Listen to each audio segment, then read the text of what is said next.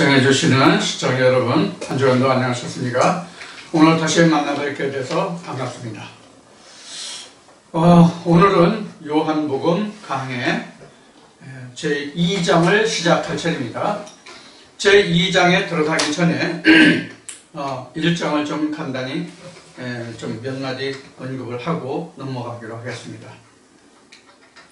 자, 2장은 이제 크게 나눠서 두 파트로 나눌 수가 있겠습니다. 하나는 이제 가나 혼인잔치에서 포도주를 만든 포도주 표적이 나타난 기록 하나 하고, 그 다음에 이제 성전에 관한 문제하고 이렇게 두 파트로 나눌 수가 있습니다. 오늘 가능하면 그래서 요한복음 2장은 오늘 2시간을 통해서 다 마치기로 하려고 지금 계획을 하고 있습니다. 설명이 어떻게 이제 진행될지 모르기 때문에 가능하면 그렇게 마치려고 하고 있는데, 지금 제2장에서 지금 가나 혼인잔치 집에서 맹물 포도주가 극성품 포도주가 된 그런 내용이 이제 전반부에 기록된데 요한복음 2장에서.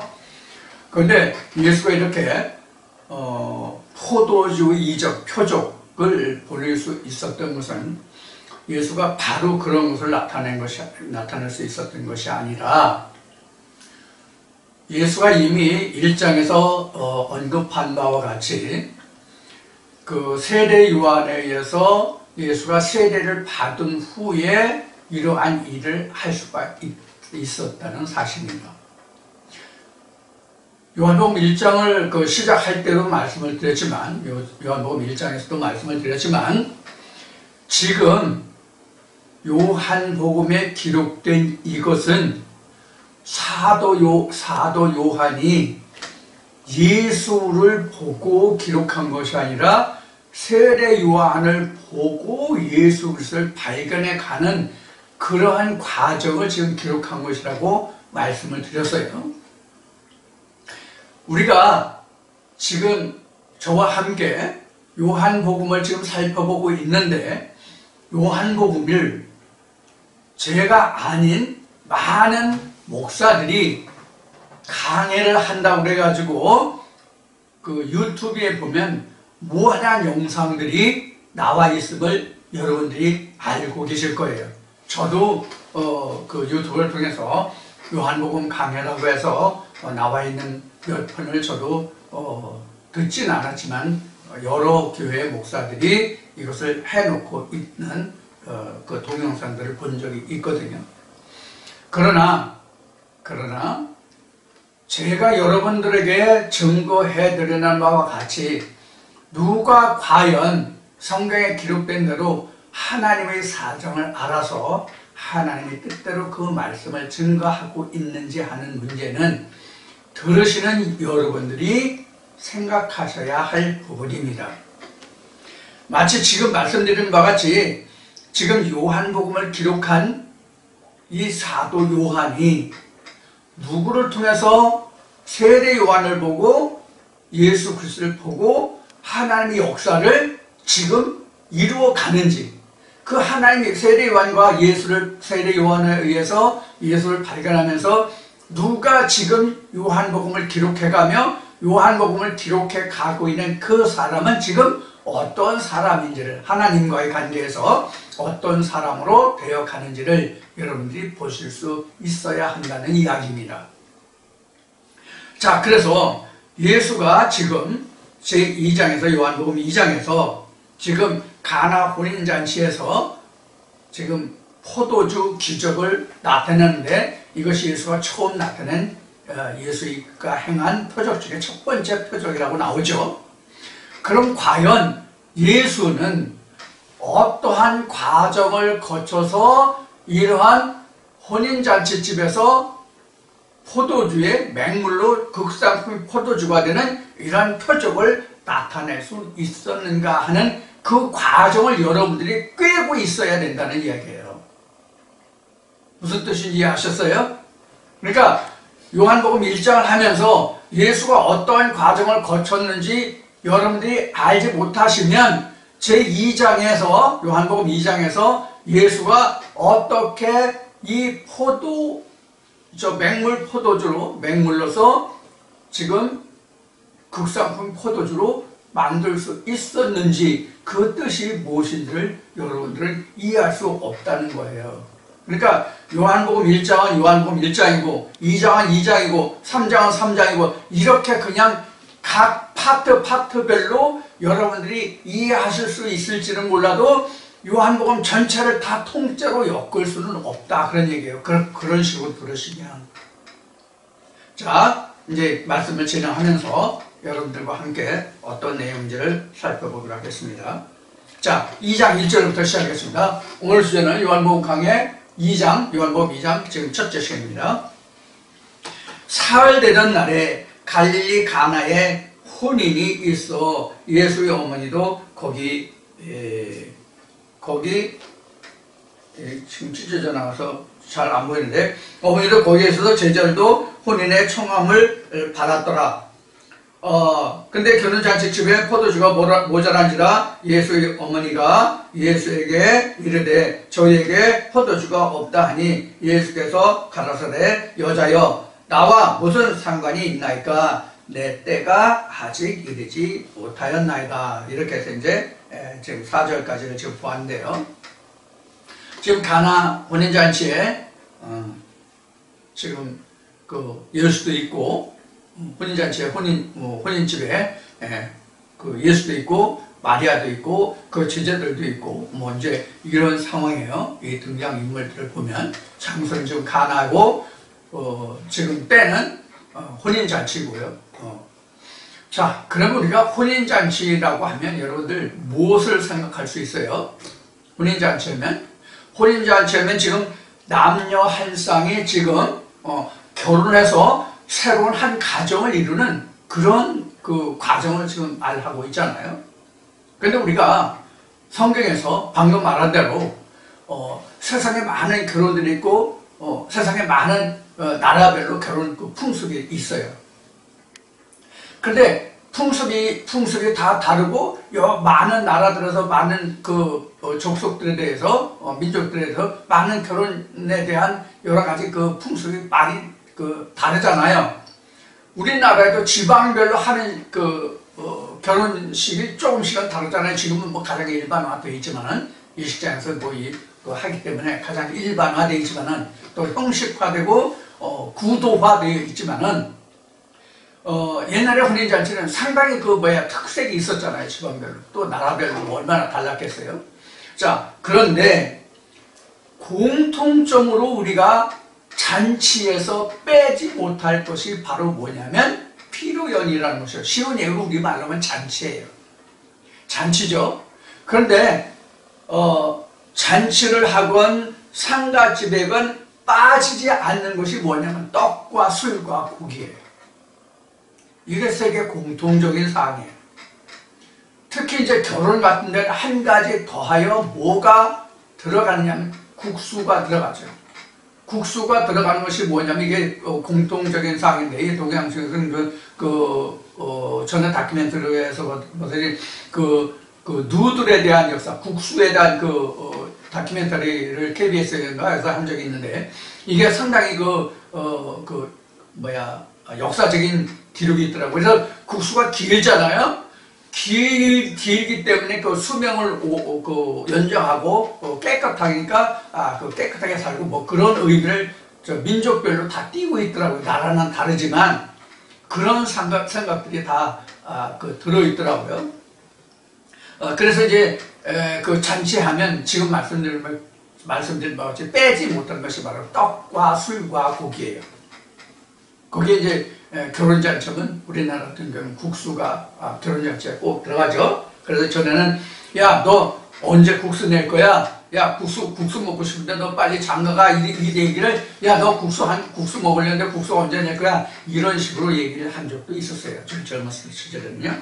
자, 이와 같이 지금 결혼잔치하면 일반적으로 인간적인 결혼잔치를 지금 이야기하고 있어요. 여기에서 기록하는 표면적인 것은. 그러나 성경에서 보면은 결혼이라고 하는 것은 사람과 하나님과의 결속을 하나로 묶어짐을 성경은 결혼잔치라고 얘기해요. 지금 요한복음 2장을 보고 있지만 마태복음 25장에서도 지금 기록한 것이 슬기로운 처녀, 미련한 처녀 이야기하고 있죠. 그것도 바로 결혼잔치예요. 또 사도 바울이 말하고 있는 증거하고 있는 말씀을 보면 고린도후서 12장에서 보면 사도 바울이 이렇게 말하죠. 내가 너에게 열심을 내는 것은 너희를 한 정결한 처녀로 한 남편인 예수 그리스도에게 중매되려 한다. 이런 말씀이 있죠. 그래서 지금 여기서 가나 혼인잔치라고 하는 것은 지금 예수가 가나 지방에 지금 있어서 가나라는 조그만 고을에 혼인잔치가 있어서 예수가 거기 있다는 그런 결혼식장에 예수가 그 어미와 제자들과 함께 참여했다는 그런 뜻으로 여기서 이제 기록을 하고 있죠. 그런 의미로. 그런 내용이죠.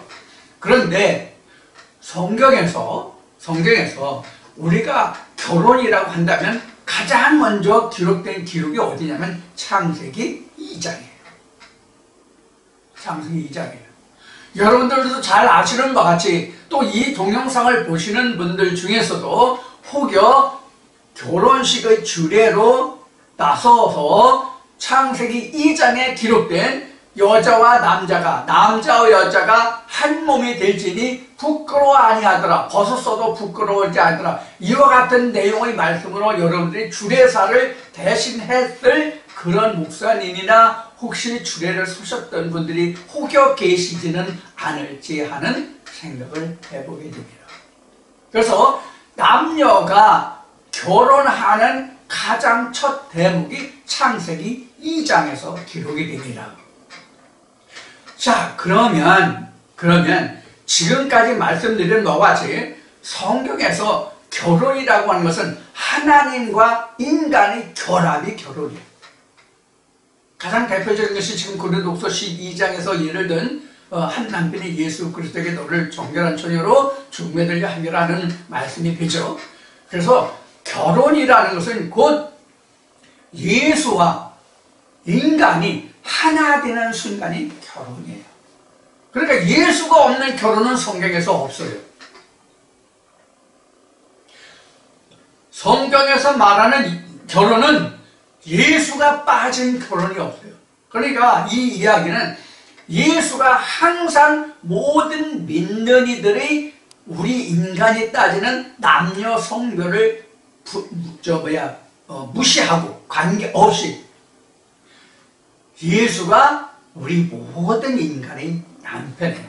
마치 하나님이 모든 인간의 신이 된 것 같아요. 그러면 지금 요한복음 2장에서 등장하는 예수 그리스도는 실제 우리와 같은 육신을 입은 자예요.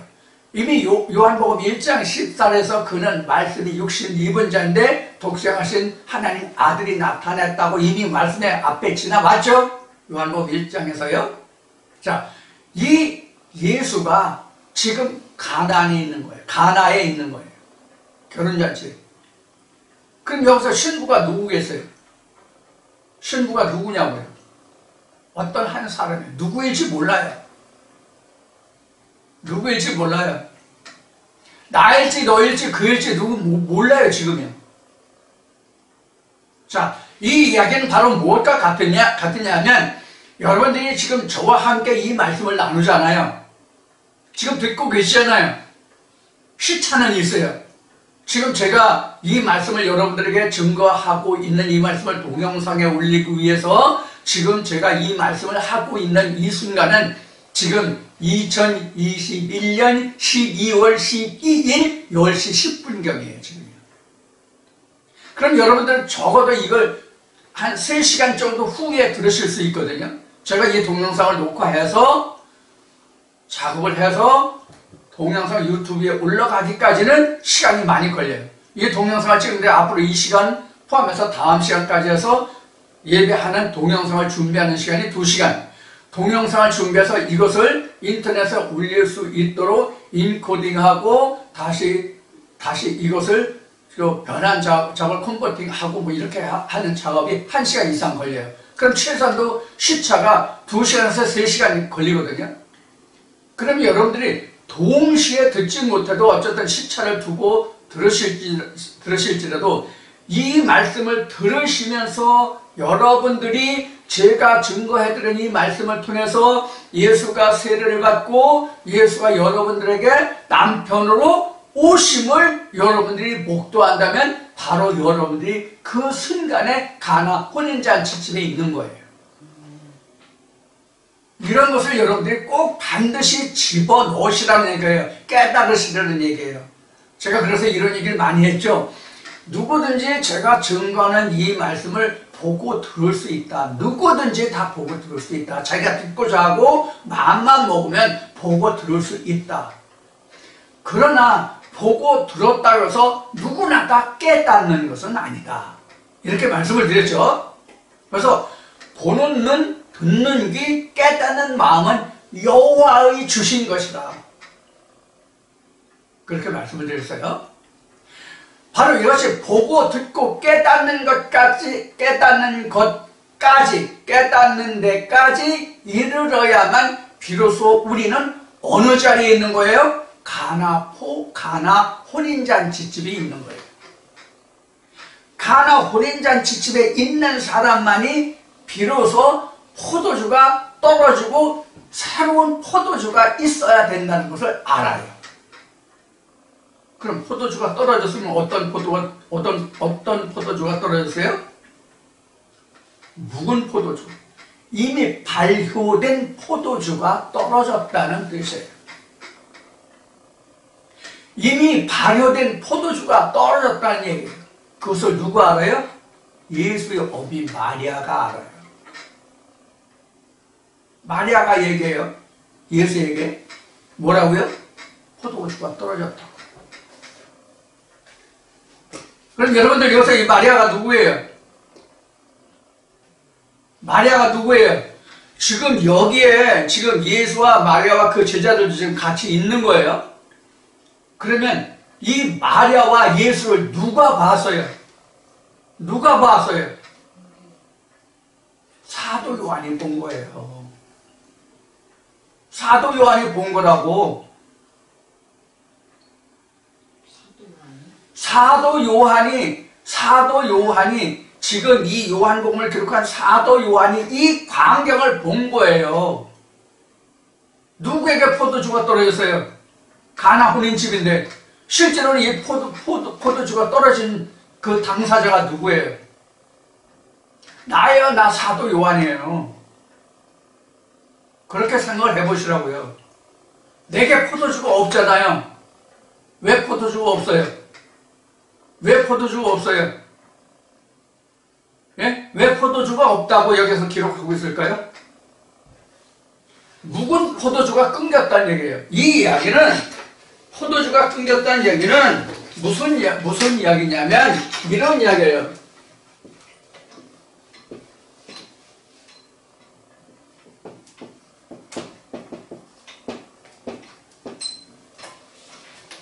여리고성 함락이에요.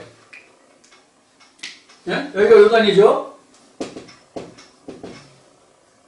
여기가 뭐예요? 평야죠? 자, 여기서 첫 6월절을 거쳐요. 그래서 여기서 없어진 것, 생긴 것을 보면 뭐가 없어졌어요? 뭐가 없어졌어요? 땅의 만나가 없어졌죠? 그렇죠?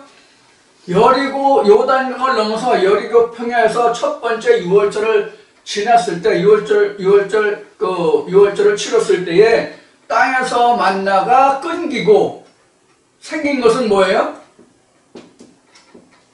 생긴 것은 뭐예요? 복군곡식이 생겼죠? 왜 만나가 끊겼어요? 땅에서 나는 만나가 왜 끊겼어요? 땅에서 만나가 땅에서 나는 만나가 왜 끊겼어요? 그 땅에서 나는 볶은 곡식을 먹음으로 인해서 만나가 끊겼더라 이렇게 설명하고 있어요. 여러분 성경을 자세히 보셔야 돼요. 그래서 자 그러면 그 땅에서 난 만나가 바로 뭐냐면 이것이 지금 여기서 지금 말하는 묵은 포도주고 이게 지금 새 포도주가 되는 거예요. 지금요. 새 포도주가 오면 묵은 포도주는 끊기게 돼 있어요. 그런데 여러분들 오순절 아시죠? 오순절 모르시는 분 없을 거예요. 교회 다니시는 분들 중에. 오순절을 아시는데 오순절 앞에는 뭐가 있어요? 오순절 앞에는 뭐가 있어요? 오순절 앞에는 10일이라는 기간이 있고요. 이 10일이라는 앞에 뭐가 있어요? 40일이라는 것이 있죠? 그렇죠? 이 40일이 뭐예요? 예수의 부활 후 활동기간이죠? 그렇죠? 오순절 앞에 10일이라는 기간이 있고 10일 앞에는 40일이 있는데 이 40일은 예수가 부활 후 부활 후 제자들과 함께한 시간이잖아요. 그렇죠? 예수가 부활 후 그럼 이 앞에는 뭐가 있어요? 이 40일 앞에는 예수의 육체 30년이라는 세월이 있죠. 그렇죠? 자, 그러면 지금 요 사이에는 육체의 죽음이라는 게 물론 있어요. 육체의 죽음이요. 그리고 부활을 하고 부활 후에 40일 동안 제자들과 함께 해요. 그리고 40일 지나서 승천해요. 11일 있다가 강림을 해요. 이걸 우리가 강림절 뭐 이렇게 얘기를 하죠. 자, 이런 시대를 거쳐요. 이런 시대를 거쳐요. 지금 그러면 여기서 보면 이게 지금 이 기간이 어디에 해당할 것 같아요? 이 요단강이 어디에 해당할 것 같아요? 이 요단강이 지금 40일, 10일 한 이 50일과 같은 기간이에요. 50일, 10일과 같은 기간이라고. 그러면 지금 이 10일이라는 기간이 뭐냐? 흑암기예요. 우리 계시록에 보면 잠깐, 순간, 기다린다, 얻는다는 저 말씀이 나오죠? 계시록에 보면요. 흑암이 잠깐, 칠흑같이 뭐 이렇게 나오죠? 이게 바로 흑암이에요. 이게 여리고예요. 거기 지나야 지금 다시 새 포도주가 나와요. 새로운 그 땅에서 나는 곡식이 나와요. 자, 그러면 우리가 지금 이 10일이라는 것이 뭐예요? 흑암기라고 그랬대요. 이 흑암기가 그럼 여기서 말하는 게 뭐냐? 포도주가 떨어진 시기예요. 포도주가 떨어진 시기예요. 그럼 포도주가 뭐가 포도주예요? 포도주가 뭔 포도주예요? 포도주는 포도가 발효된 거죠. 그렇죠? 포도주는 포도가 발효된 거예요. 그럼 성경에서 포도가 뭐가 포도입니까? 뭐가 포도예요? 포도라는 개념을 우리가 오늘 다시 한번 우리 각인해 봅시다. 다시 새겨 봅시다. 포도가 뭐가 포도입니까? 지금 요한복음 2장인데 요한복음 15장에서 포도가 뭐죠? 포도가 뭐예요? 그럼 포도나무는 뭐예요? 예수가 포도나무죠. 그럼 나로 말미암아서는 포도가 많이 열릴 수 없다. 그러면 포도는 뭐가 됩니까? 각자가 포도나무 열매예요. 이 열매를 맺게 하시는 것은 예수지만 그 포도나무 열매는 나라고. 그럼 내가 발효되어서 포도주가 되어야 된다는 이야기가 되죠. 예? 그렇지 않아요? 내가 포도면 예수 그리스도인에서 내가 포도나무 열매가 됐으면 포도는 발효돼야 포도주가 되잖아요. 근데 지금 여기 그 11이 흑암기라고 한 이야기는 포도 열매는 내 안에 들어왔으나 내가 스스로 포도를 발효시키지 못한 상태. 그동안 포도를 받기는 열매를 맺었다고 생각했는데, 많이 열매를 맺었다고는 생각했는데, 그래서 많이 맺었는데 그 포도가 아직 내 안에서 썩어서 발효되지 못한 상태가 흑암 상태예요. 이게 뭐냐면 사도 바울로 이야기하면 그 갈라디아서에 여자들에게서 입고자 하는 자라 율법 아래 입고자 하는 자라 여자에게 낳은 자들아 처음에는 그가 청지기 아래 처음 주인이 아들과 같지만 어렸을 때는 청지기 아래 두라는 이런 말씀이 나오죠. 갈라디아서. 자, 내가 장성해서 스스로 열매를 포도주를 낼 수 있는 단계에 이르지 못한 상태. 그러니까 포도주가 끊기면 어떻게 돼요?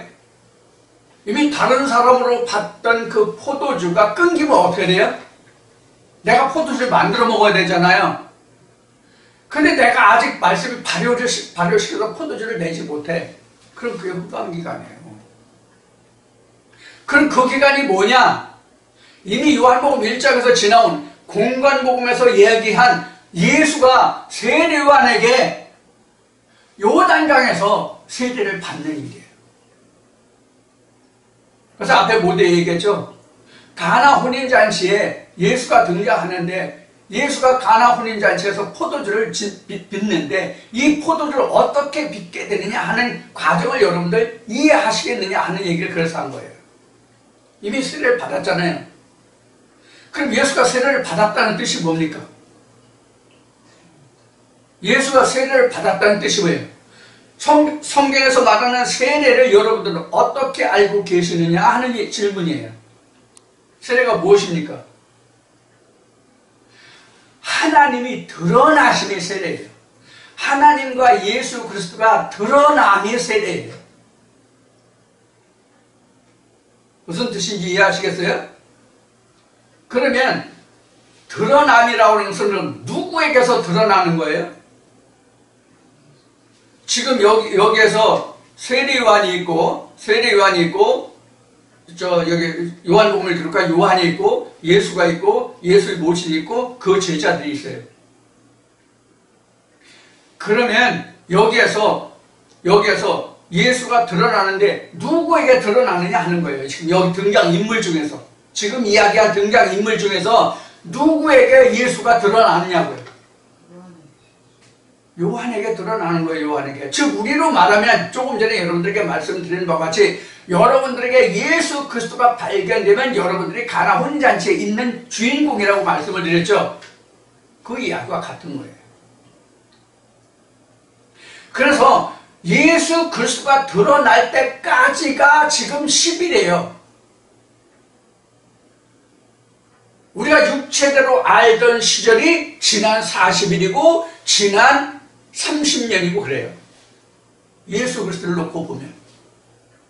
그럼 예수를 육체대로 안 것은 우리로 얘기하면 애굽이고요. 40일 동안 부활한 40일 동안 내가 예수를 안 건 하나님의 계명대로 안 것이고요. 10일 후에 오순절을 맞이했다는 것은 성령의 예수를 내가 만난 것과 같아요. 무슨 뜻인지 이해가 되십니까? 그래서 지금 예수가 혼인잔치에 있어서 지금 포도주가 떨어졌다는 것을 인식하는 것은 이 성경에서 보면 누구냐면 지금 사도 요한이 그 과정을 본 거예요. 그거를 가나 혼인잔치에 포도주가 없구나. 그럼 여러분들 현재 위치가 어디예요? 이 말씀을 들으시는 여러분들 모두는 지금 가나 혼인잔치에 초대받은 자들이에요. 그럼 여러분들에게 지금 말씀드린 것이 뭐냐면 여러분들 누구든지 간에 내게 포도주가 떨어졌다는 것을 인식해야만 예수의 새로운 포도주가 나온다는 뜻이에요. 아, 내가 포도주가 또 오구나. 포도주가 떨어졌구나. 그동안 마셨던 것은 옛날 내가 습성대로 습관대로 조상의 전대대로 유전대로 마시던 묵은 포도주였구나. 아, 내게 진정한 포도주가 없었구나 하는 것을 사도 요한이 깨달은 것 같이, 지금 요한복음을 기록한 요한이 깨달은 것 같이 내게도 이렇게 포도주가 없었구나, 없었구나 보다 지금 내게 포도주가 없구나 하는 걸 깨달아야만 마리아에게 뭐라고 해요? 포도주가 떨어졌다는 얘기를 하는 거예요. 누가? 마음속의 역사예요. 내게 포도주가 없구나. 그러면 여기서 예수의 모친에게 얘기했다고 그랬죠? 예수의 모친이 누구예요? 예수의 모친이 뭐예요? 예수의 모친이 마리아죠?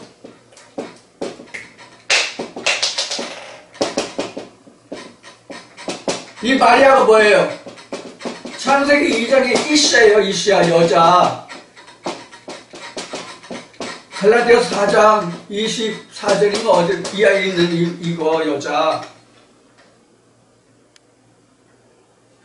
내게 있는 수많은 말씀들이 있잖아요.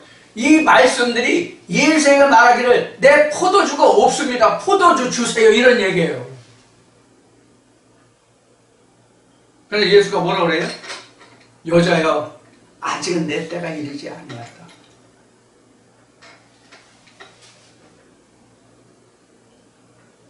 그냥 여자는 그냥 귀내라는 단어로 그냥 그 헬라어로 나왔지만 이 여자가 마리아든 여자든 성경에서 그 기록 기원을 가면은 누구냐면 지금 여기 얘기한 이시야의 여자예요.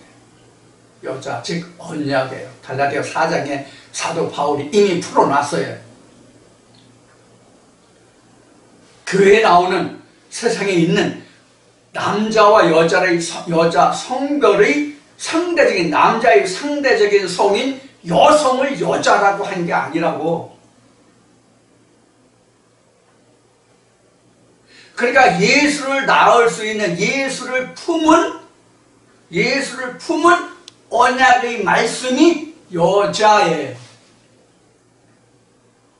이 여자가 없으면, 즉 언약이 없으면 여러분들이 포도주가 끊겼는지, 포도주가 지금 있는지, 내가 어떤 포도주를 마시는지 모르고 그냥 마신다니까. 주는 대로 그냥 꿀꺽꿀꺽 다 마셔. 구정물이건 뭐건 간에 가리지 않고 다 마신다고. 그냥 가리지 않고 다 마신다는 뜻은 뭐냐면, 여러분들 이렇게 하면 천국 갑니다. 아멘. 이렇게 하면 여러분들 어떻게 됩니다. 아멘. 무조건 아멘 하는 그런 태도의 그런 신앙을 말하는 거예요.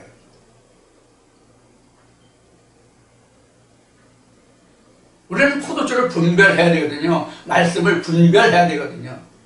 이게 과연 하나님께로부터인지 사람으로부터인지 이걸 분별해야 되거든요. 근데 여러분들 교회 나와서 그동안 말씀을 다 하나님 다녀서 목사가 하는 얘기를 다 생명 말씀으로 아멘 했잖아요.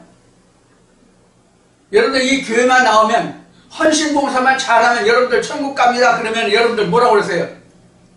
아멘 했어요? 안 했어요?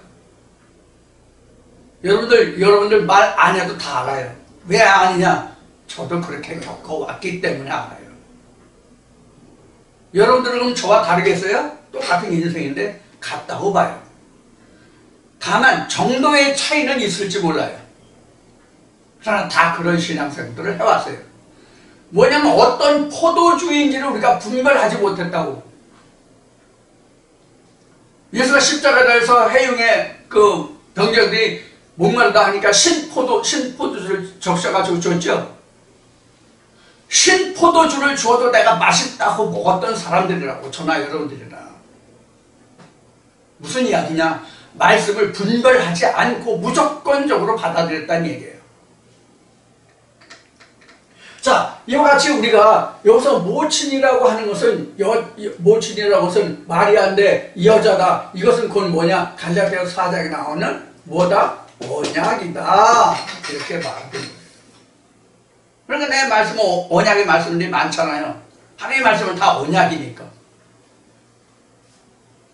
그럼 이 이야기를 다시 되짚어 보면 요한의 입장으로 보면 그러면 그동안 내가 말씀 받았던 것이 무엇입니까? 내가 어떤 말씀을 들어야 됩니까? 나 이런 말씀을 들어본 적이 없습니다. 그럼 이게 생명의 말씀이 아니면 어떻게 생명의 말씀입니까? 하는 것이 지금 포도주가 끊겼다 하는 얘기예요. 포도주가 언제까지 끊길까요, 그러면? 자, 더 읽어보고 설명드리겠습니다. 포도주가 언제까지 끊기는지. 자, 5절부터 보겠습니다. 5절부터. 그 어머니가 하인들에게 이르되 너희에게 무슨 말씀을 하시든지 그대로 하라 하니라. 거기 유대인의 결례를 따라 두세 통 드는 돌 항아리 6이 놓였는지라. 예수께서 저에게 이르시되 항아리에 물을 채우라 하신즉 아구까지 채우니 이제는 떠서 연회장에게 갖다 주라 하시매 갖다 주었더니 연회장은 물로 된 포도주를 맛보고 어디서 났는지 알지 못하되 물 떠온 하인들은 알더라. 연회장이 신랑을 불러 말하되 사람마다 먼저 좋은 포도주를 내고 취한 후에는 낮은 것을 내거늘 그대는 지금까지 좋은 포도주를 두었도다 하니라. 예수께서 이 처음 표적을 갈릴리 가나에서 행하여 그 영광을 나타내심에 제자들이 그를 믿으리라 이렇게 되어 있습니다. 그러니까 여기 그 예수의 제자들도 하인들도 있었네요. 그래서 모친이 뭐라서 하인들을 시켜서 그랬어요. 예수가 하인들에게 이제 예수가 시키는 대로 하라고 그랬죠. 그리고 말씀 따라 행하는 것이죠. 예수가 시키는 대로. 그 말씀대로 행해서 두세 통 결례에 따라 유대인들의 결례를 따라서 두세 통 드는 그 물 항아리에 물을 아구까지 채워라. 그래서 6통을 채웠어요. 여러분들 이렇게 아구에 물을 채우라고 하면 여러분들 생각나는 게 뭐가 있습니까? 갈멜산에 엘리야의 역사가 생각나지 않습니까? 지금 이전까지는 다 바알에게 분양하는 것이었어요. 아무런 응답이 없었어요. 이게 바로 묵은 포도주예요. 이게 묵은 포도주라고. 여러분들 제가 말씀드리는 이 말씀을 들으시기 전에 말씀에 대한 응답이 있었습니까? 말씀에 대한 응답이 있었냐고 지금 질문하는 것은 무엇을 얘기냐면 여러분들 말씀을 통해서 그 말씀에 대한 해답을 얻었느냐 하는 거예요. 말씀에 대한 해답을 얻었다는 것은 뭐예요? 하나님의 음성을 들었다 이 뜻이 되죠. 그런 게 있었냐고요. 어느 목사의 이야기에 따라 그런가 합니다. 저런가 합니다. 그럴까 합니다. 이럴까 합니다. 할 뿐이 더 했냐고요. 긴가 민가. 지금은 이명박 대통령이 어디 있어요? 영어의 몸이 돼서 지금 참 힘든 시간을 보고 있지만 그 이명박 대통령이 그 출석했다는 교회가 강남 무슨 교회예요? 유명한 교회 하나 있죠? 그 교회 장로들이 가장 열심히 하는 일이 뭐예요? 주일날 주차 관리하는 거라면요. 그래서 주차 관리를 제대로 안 한 사람은 장로 자격이 첫 번째로 탈락된다는 그런 얘기가 있어서요. 사실인지 아닌지는 모르겠지만 제가 들은 말로는 그래요. 그래서 주차 관리 열심히 하고 제가 아는 어떤 아주머니 같이 그냥 다른 사람 예배 참석하게 하고 자기는 애만 보면 천국 간다고 그런 사람도 있었고요. 별의별 다 하는 사람이 있어요. 어려운 사람 도와주는 사람도 있고요. 그 집에 가서 일도 해주는 사람도 있고요. 여러 사람들을 많이 듣고 보았거든요. 그럼 천국 가요? 이런 것도 우리가 마다하지 않고 다 받아들였잖아요. 그래서 그런 날이 있었죠. 그런 시절이요. 근데 우리는 천국의 주체가 뭐냐면 말씀과 말씀들이란 말이에요. 내가 어떤 행한 행위가 아니라 하나님의 말씀이 내게 어떻게 역사되고 하나님의 어떠한 모습이 내 안에 지금 심어져 있느냐 하는 거거든요. 자, 그것이 지금 이 요한복음 2장에서 가나 혼인잔치를 통해서 우리에게 보여주시는 말씀이에요. 그러면 지금 예수의 어미 모친이 마리아가 하석들을 시켜서 지금 주께서 하는 말대로 그대로 행하라고 그랬어요. 이걸 우리가 교회에서 사용하는 말로 하면 그냥 목사가 하는 말을 여러분들은 그냥 청중하라. 목사 말에 여러분들은 그냥 하나님의 말씀을 듣고 목사가 말하면 그냥 아멘 하고 다 해라. 그런 뜻이에요. 이게. 그런 말이에요. 그럼 실상은 뭐예요? 하나님의 말씀에 복종하라는 뜻이에요. 하나님의 말씀에. 그럼 여기서 나왔듯이 의미가 뭐예요? 지금 세례 요한 속에, 세례 요한 사도 요한의 가슴 속에, 머릿속에 들어있는 하나님의 말씀과 말씀들이에요. 그 언약들이에요. 그 언약들에게 성령의 교회들에게 쓰는 말씀과 같이 거기서 새 포도주를 지금 만들려고 하는 거예요. 그런데 여기는 지금 뭐예요? 새 포도주를 만드는데 지금 물통에다가 뭘 집어넣었어요? 맹물이죠? 그렇죠? 맹물이에요. 자, 맹물이라는 뜻은 무엇이냐? 맹물이라는 뜻은 무엇이냐?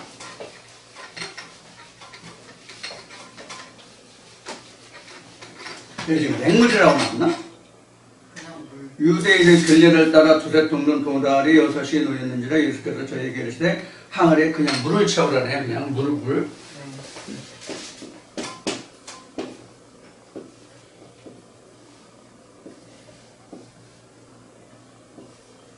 히도르인가? 이럴 거야 아마. 히도르. 물이 헬라어로 하면 히도르인가 그럴 건데 그냥 물이에요. 그래서 아무 수사 없이 그냥 물이라고 그냥 맹물이겠죠. 그럼 이 물이라는 게 뭐냐? 이 물, 우리는 지금 미네랄 워터라는 그 생수가 많이 나와 있죠. 지금요. 물이 하도 이제 오염돼가지고 지금 우리가 이제 물도 사 먹는 시대가 됐죠. 저희만 해도 지금 수질이 안 좋아가지고 식수는 지금 이제 그 물을 사서 지금 사용하고 있는데 이 물이라는 것은 결국은 그 순수한 물이요. 무생무치예요. 무생무치라고 해요. 순수한 물은. 근데 이제 오염된 물은 이제 각종 냄새를 많이 내죠. 각종 화학 물질이라든가 곡물질, 이런 거 많이 내지만 순수한 물은 무생무치예요. 지금 이 물이에요. 지금 무엇이냐면 맛이 없다 이 뜻이에요. 이것은 뭐냐면 숙성되지 않음이에요.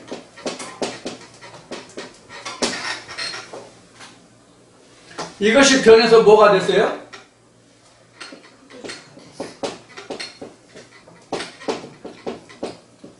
극상품 포도주가 됐다는 얘기죠. 여기서 등장하는 또 한 인물이 뭐예요? 연회장이에요.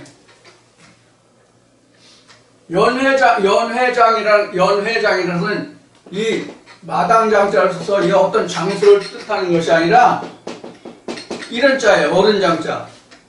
연회를 베푸는 그 대표자, 그 주인.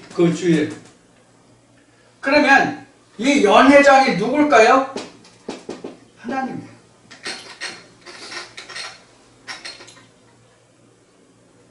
하나님이 연회장이라고. 왜 연회장이 하나님이 될까요? 성경에서 결혼은 예수와 사람과의 만남이니까 이 연회를 베푼 주인은 누구냐면 하나님이죠, 당연히. 그렇죠? 그래서 하나님의 연회장이에요. 자, 그래서 이 맹물을 부은 이 포도가 극상품의 포도주가 됐어요. 그러면 포도주가 되려면 뭐가 필요하다고 그랬어요, 앞에? 포도주가 되려면 포도가 어떻게 되세요? 포도가 으깨지고 그 다음에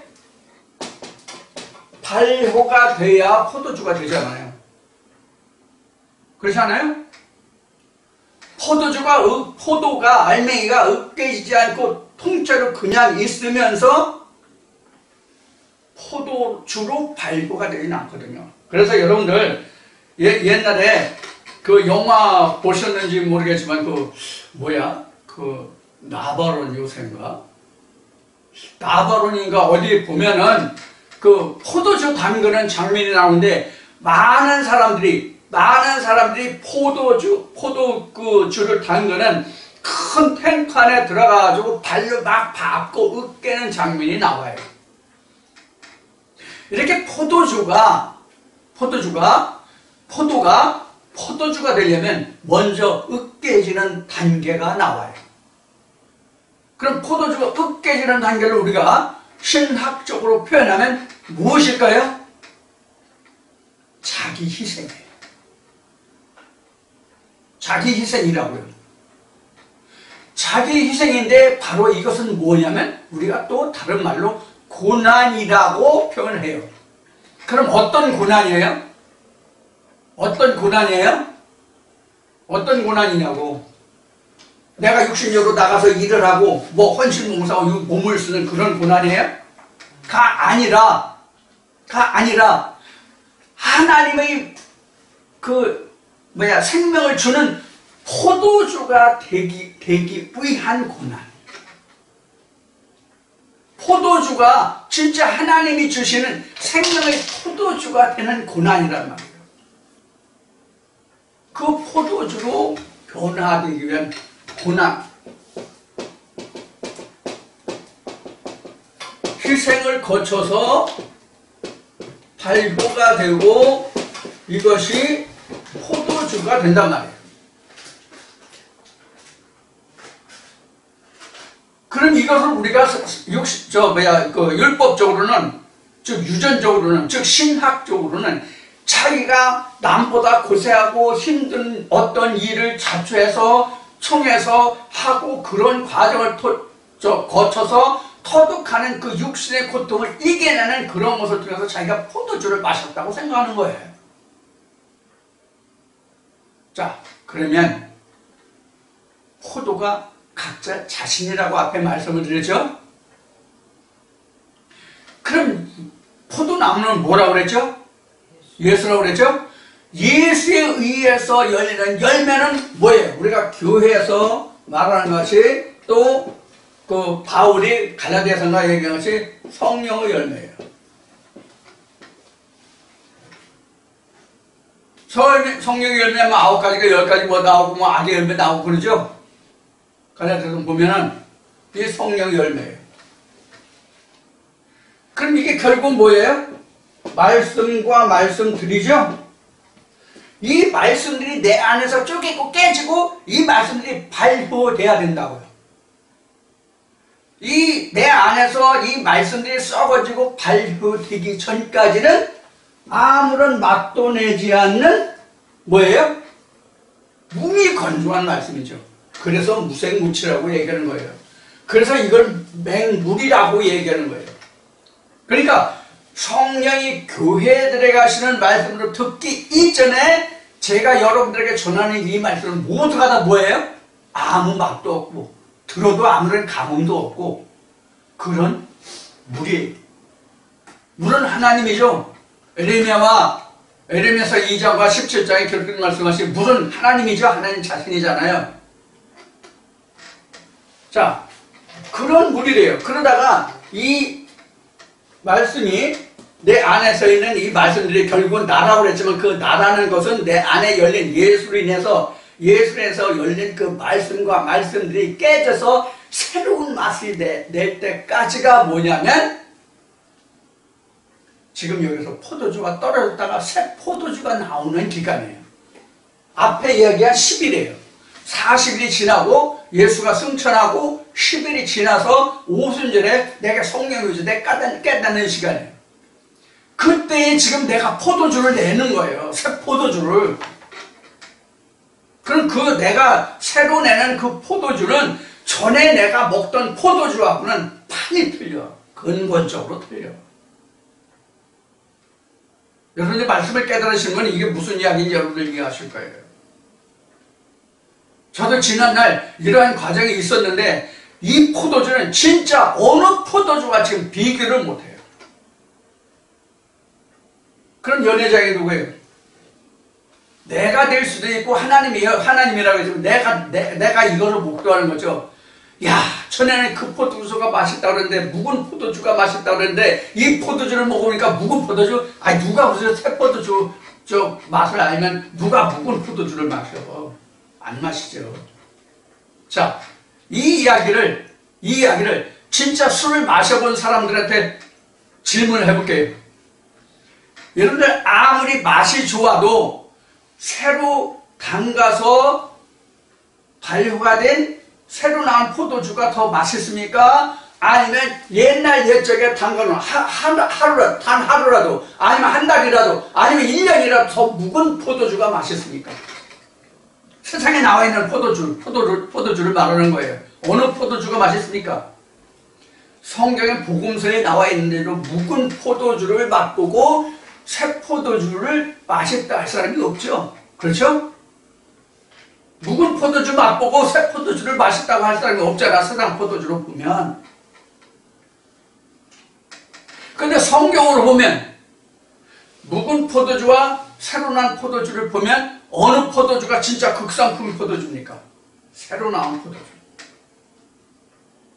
자, 묵은 포도주는 새 포도주는 어떤 차이가 있을까요? 어떤 차이가 있을까요? 묵은 포도주는 다른 사람이 발효시킨 거고 새 포도주는 내가 발효시켰습니다. 내가 발효시켰다고 새 포도주는.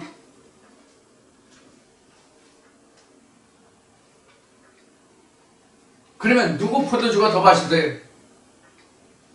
세상적으로 이야기해도 이거는 수십 년간 대대로 몇 대에 전해 내려오면서 포도주를 담그는 그 집에서 담근 포도주와 내가 처음 올해 포도가 있어서 처음 포도주를 담가보는 사람이 담근 포도주와 어느 포도주가 맛있을 것 같아요?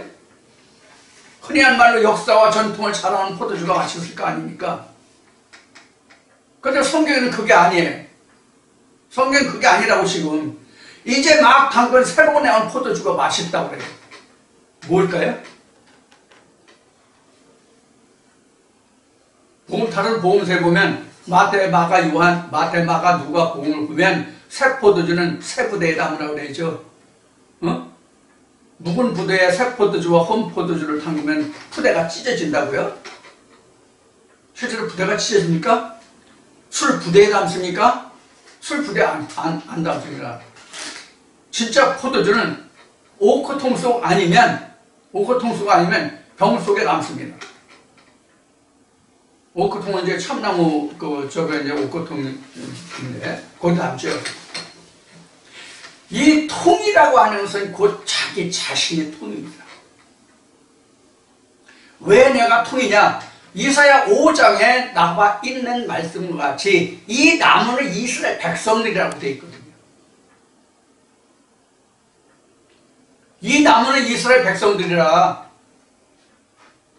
또 이렇게 얘기하면 또 뭐 2단이니 3단이니 하는 사람들은 성경을 뭐 문자 그대로 인용하고 저기 하면은 무슨 주인이 뭐니 어디 뭐 같으니 뭐 이런 얘기를 또 하겠지만은 자, 그들은 그런 대로 살으라고 하고, 자, 그래서 이 나무는 곧 이스라엘 백성들이거든요. 이스라엘 백성들 하면 저 중동 지방에 사는 이스라엘 땅에 사는 그 사람들이 이스라엘 백성들이 아니라 하나님의 성문을 부르는 그 모든 자들이 다 하나님의 백성이고 백성이란 말이에요. 이스라엘이.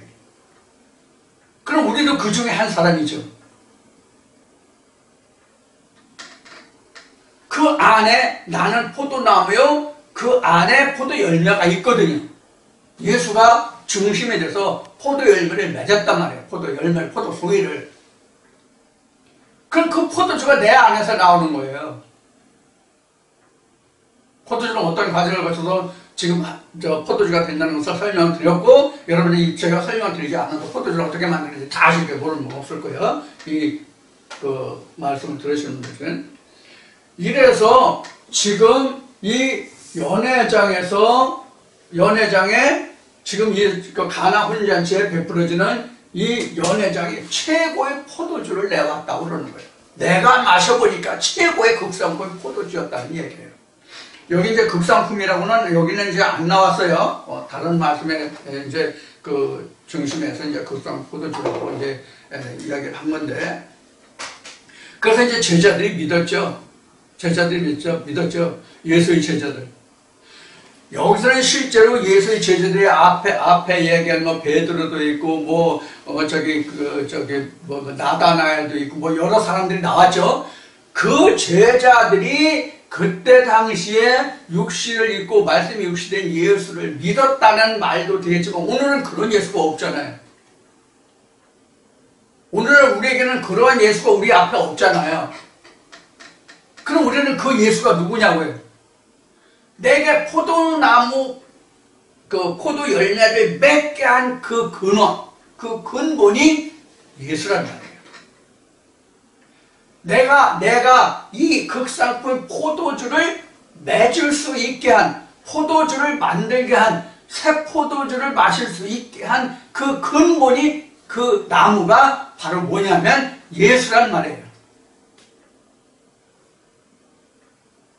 자, 이렇게 해서 지금 가나 혼인잔치의 이적과 표적이라는데 이게 예수가 향한 첫 번째 표적이다, 이렇게 되어 있어요.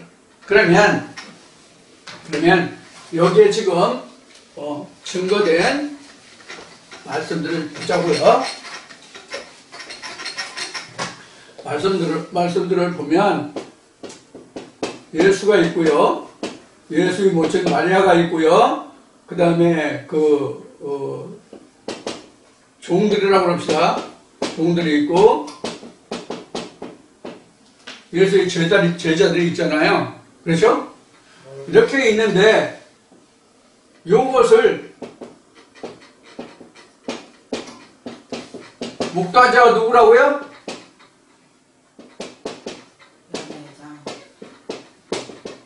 사도 요한이에요. 사도 요한에게 이러한 일이 일어났다는 말이에요. 사도 요한에게 이러한 일이 일어났다고. 그러면 이게 어디에서 일어났어요? 가나죠. 가나 혼인잔치죠. 그렇죠? 이게 혼인잔치의 등장인물들이잖아요.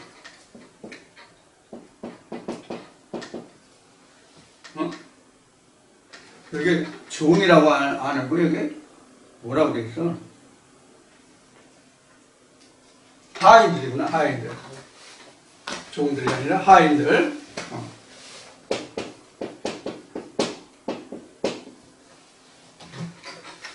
이 하인들은 실제로 뭐냐면 내 마음이에요. 내 마음에서 이런 역사를 해냈잖아요. 이런 게 다 보이고요. 이것을 목도한 자가 누구냐면 사도 요한이거든요. 사도 요한 속에. 이건 오늘날로 얘기하면 이 말씀을 듣는 각자란 말이에요. 각자들 마음속에서 이러한 역사들이 일어났다면 가나 혼인잔치고, 가나 혼인잔치에서 지금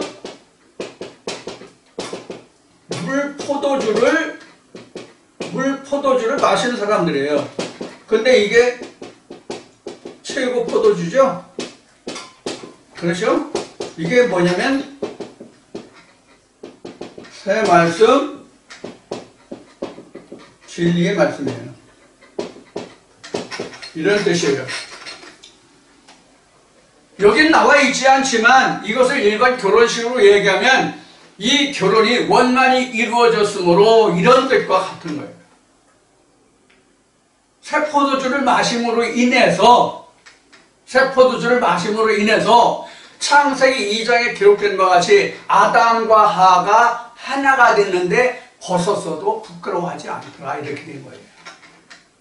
실제로 우리가 입는 이런 옷을 벗었어도 부끄러워하지 않았다, 그런 뜻은 아니에요. 자, 이렇게 해서 지금 어디까지 지금 여러분들에게 설명을 드린 거냐면 11절까지 설명을 드린 거예요. 11절까지 설명을 드렸는데, 이 포도주에 관해서는 이미 창세기 6장에서부터 노아의 문제가 나오죠. 노아에 관한 기록이 나오죠. 거기서 포도주가 나와요. 그래서 포도주를 먹고 노아가 벌거벗고 세 아들이 있었고 이런 이제 설명이 이제 6장에서부터 이제 10장까지인가 기록이 되죠. 이런 말씀도 여러분들 오늘 여러분 지금 이 시간에 여러분과 드린 이 말씀을 통해서 여러분들이 그 말씀이 무엇인지를 좀 상고해 볼 수 있는 그런 바탕이 되는 근원이 되는 그런 말씀이 되기를 원하고요. 조금 이제 설명이 덜 된 부분이 있는데 이것은 다음에 이어가면서 말씀을 다시 드리도록 하겠습니다. 잠시 쉬었다가 다시 시작하겠습니다.